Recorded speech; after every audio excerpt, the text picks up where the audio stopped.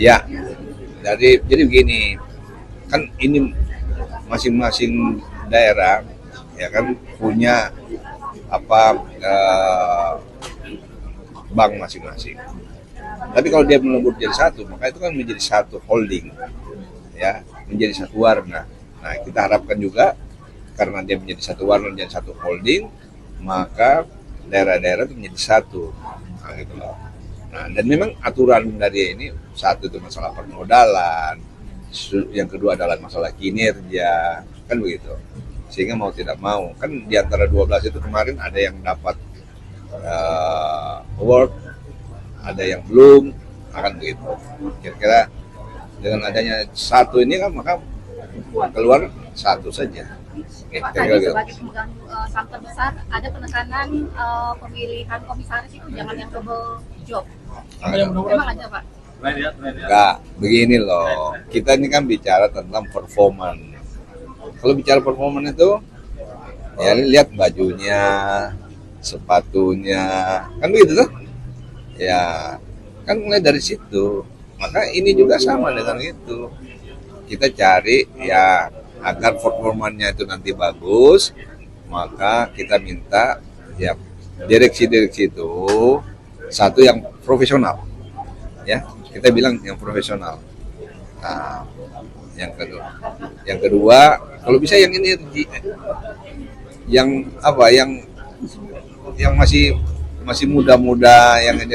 Tapi bukan berarti bang yang tua-tua tidak lah ya. Tapi ya, kita ingin ke depan ini agar lebih energik, ya kan itu. Karena kita butuhkan ya, apa orang-orang yang berada di situ adalah orang-orang yang bekerja betul-betul untuk bagaimana kemajuan bank ini apa BPR itu. Kira-kira begitu.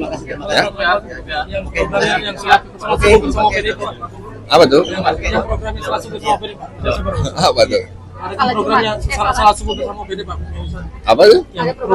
Oke, baik, terima kasih. Saat ini BPR telah diberhadapkan 5 isu strategis berkaitan dengan pemenuhan regulasi ketentuan OJK.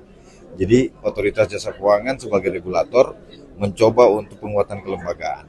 Nah, salah satunya bagaimana bank ini bisa tumbuh dengan baik dan menguatkan akses permodalan. Jadi modal BPR diperkuat sesuai dengan aturan bahwa semua bank itu minimal 6 miliar. Jadi alhamdulillah sekarang BPR itu sudah aman, bahkan ada yang melampaui dari itu. Kemudian dalam aspek kelembagaan, jadi ada regulasi POJK nomor berapa, nanti nomornya saya kasihkan, itu mewajibkan semua bank yang terafiliasi pemegang sahamnya melebihi dari satu, ya jika pemegang saham itu lebih dari satu entitas, jadi diminta harus meleburkan. Jadi misalkan pemerintah provinsi punya 12 bank, oleh ketentuan OJK harus melakukan upaya untuk peleburan. Targetnya tahun 2026 Desember itu harus sudah dilebur. Tapi OJK masih memediasi sampai April. Jadi April itu sudah operasional. Operasional itu Desember. Nah, ini menjadi konsen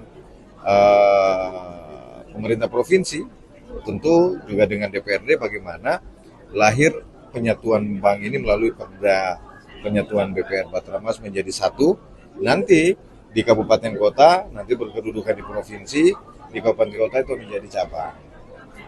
Dengan demikian, setelah dengan penggabungan ini, modalnya semakin kuat, asetnya semakin besar. Tadi kita bisa saksikan aset BPR sudah menembus 0,5 triliun, dan mudah-mudahan setelah penggabungan itu, bank kita semakin kuat, modifikasi produk semakin lebih baik, sisi manajemen resikonya akan semakin baik.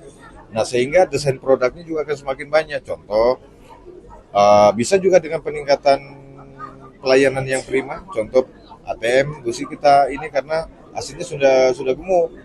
Karena banyak masyarakat belum memahami, kita juga pengen didorong mengarah ke digitalisasi. Tapi karena kadang pemenuhan izin dari Bank Indonesia itu mempersyaratkan lebih ketat. Nah, sehingga ke depan kalau ini sudah terkonsolidasi, banknya sudah gabung, ya pasti kita akan mengarah ke situ sesuai dengan arahan Pak Gubernur. Modal inti Bank Batramas kalau terkonsolidasi bisa 69 miliar. Ya, Bang, target kita satu yang bukan 1 triliun kalau sudah terkonsolidasi 2030 itu mimpi Pak. Mimpi bank ini ke depan setelah terkonsolidasi juga dukungan Bupati Wali Kota, sisi trustnya bank ini meningkat, manajemennya terpusat satu, dan itu lebih mudah untuk melakukan akselerasi. Pak, tadi ditarget tahun 2026. 2026 Desember itu akan dilakukan untuk peleburan. Paling lambat April 2027 sudah action. Nah, tahapannya maka pemerintah provinsi harus melakukan peraturan daerah dulu. Jadi kan bank ini lahir dari peraturan daerah. Nanti kalau mau lebur berarti harus melebur peraturan daerah lagi satu untuk penggabungan menjadi satu. Pak, ada 3 poin tadi masukan dari Pak Gubernur, Ya. pemilihan di jajaran komisaris, Ya. yang berusaha dan tidak ada double job Ya. depannya. Ya, saya tidak masuk ke ranah itu karena itu ranahnya pemegang saham. Jadi pemegang saham yang punya ranah untuk bisa menentukan pengurus-pengurus. Jadi perspektif pengurus tentu menurut kami baik dalam rangka untuk pengelolaan BPR jauh lebih baik. Yang muda-muda tadi itu pegawai, jadi pegawai karena Pak Gubernur sepertinya memahami dari 2,7 juta penduduk Sulawesi Tenggara ini 69% adalah. Download Tribun X sekarang, menghadirkan lokal menjadi Indonesia. Terima kasih sudah nonton. Jangan lupa like, subscribe, dan share ya.